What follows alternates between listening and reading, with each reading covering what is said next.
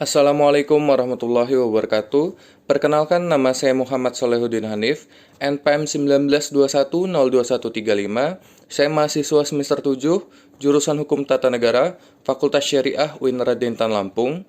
Video ini saya buat untuk menyelesaikan tugas ujian komprehensif Kesyariahan 1 dengan dosen pengampu Bapak Dr. Haji Muhammad Zaki MAG. Baiklah, mungkin langsung saja pada pembahasan materi di dalam video ini.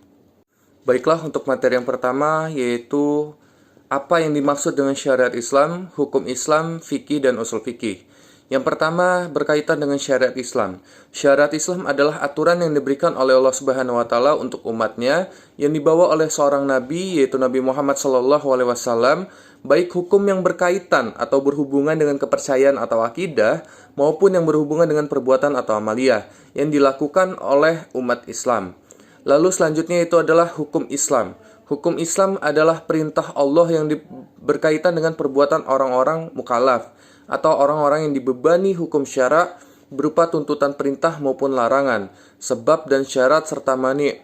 Lalu selanjutnya itu adalah fikih. Fikih adalah ilmu dengan hukum-hukum syariat atau suatu perbuatan yang diambil dari dalil-dalil yang terperinci.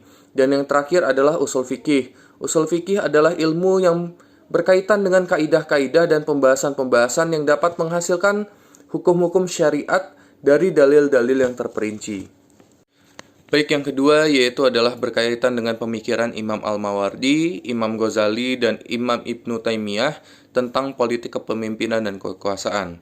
Yang pertama, menurut Imam Al-Mawardi, kepemimpinan atau imamah itu adalah sebagai pengganti peran kenabian dalam menjaga agama dan mengatur dunia.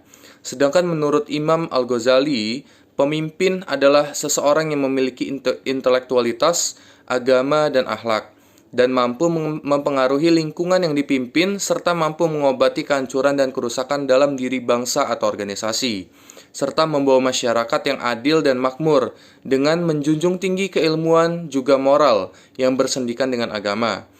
Lalu, menurut Imam Ibnu Taimiyah, pemimpin adalah pemerintah yang harus merujuk kepada syariat Islam, yang mana konstitusi tercermin dalam prinsip-prinsip Islam dan hukum syariat Islam yang telah disebutkan di dalam Al-Quran dan hadis, baik mengenai akidah, ibadah, akhlak, dan muamalah. Baik, untuk yang selanjutnya yaitu apa yang dimaksud dengan ijma, qiyas, istisan, maslahah, dan sa'aduz zariyah. Yang pertama yaitu tentang ijma. Ijma adalah kesepakatan para ulama mujtahid dalam periode tertentu terhadap ketentuan hukum suatu masalah. Sedangkan qiyas yaitu keputusan menghukumi suatu masalah dengan menyamakan dua hukum yang salah satunya telah ada di zaman Rasulullah dan yang lainnya belum ada pada zaman Rasulullah dan tetap berdasarkan nas karena kesamaan ilat. Lalu yang selanjutnya istihsan. Istihsan yaitu tindakan meninggalkan suatu hukum kepada hukum lainnya disebabkan karena ada satu dalil syara yang mengharuskan untuk meninggalkannya. Lalu yang selanjutnya itu maslahah. Maslahah yaitu mengambil manfaat dan menolak kemudorotan yang dalam rangka untuk memelihara tujuan-tujuan syara. Dan yang terakhir yaitu sa'adas zariyah, yaitu adalah menetapkan hukum larangan atas satu perbuatan tertentu yang pada dasarnya diperbolehkan maupun dilarang untuk mencegah terjadinya perbuatan yang dilarang. Baiklah, yang terakhir yaitu adalah nomor 4. Apa yang dimaksud dengan istilah siasah, baiat, khilafah, alul hali wal akdi, makzul, konun, dustur, wazir, kodi, kodok, tahkim, dan ta'zir. Yang pertama adalah siasah. Siasah adalah otoritas politik yaitu manajemen urusan dalam suatu negeri. Yang kedua yaitu adalah baiat. Baiat adalah pengangkatan atau pelantikan seorang pemimpin atau khalifah. Yang ketiga adalah khilafah. Khilafah adalah gerakan keagamaan yang dipahami sebagai konsep tentang kenegaraan yang berdasarkan syariat Islam dan pemimpinnya disebut dengan khalifah. Lalu yang keempat adalah ahlul hali wal akdi, yaitu adalah orang yang berwenang melepaskan atau mengikatkan suatu jabatan. Lalu yang kelima adalah makzul. Makzul adalah berhenti memegang jabatan atau turun tahta dari jabatan.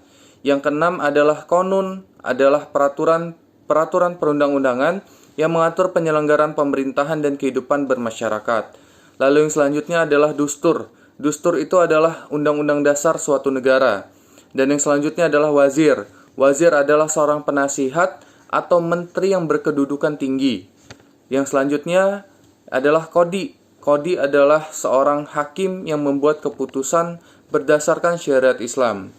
Dan yang selanjutnya ada kodok. Kodok adalah menyelesaikan, menunaikan, dan memutuskan hukum atau membuat suatu ketetapan. Dan yang selanjutnya adalah tahkim. Tahkim adalah menyerahkan putusan kepada seseorang dan menerima putusan tersebut. Dan yang terakhir adalah ta'zir. Ta'zir adalah hukuman yang dijatuhkan atas dasar kebijaksanaan hakim.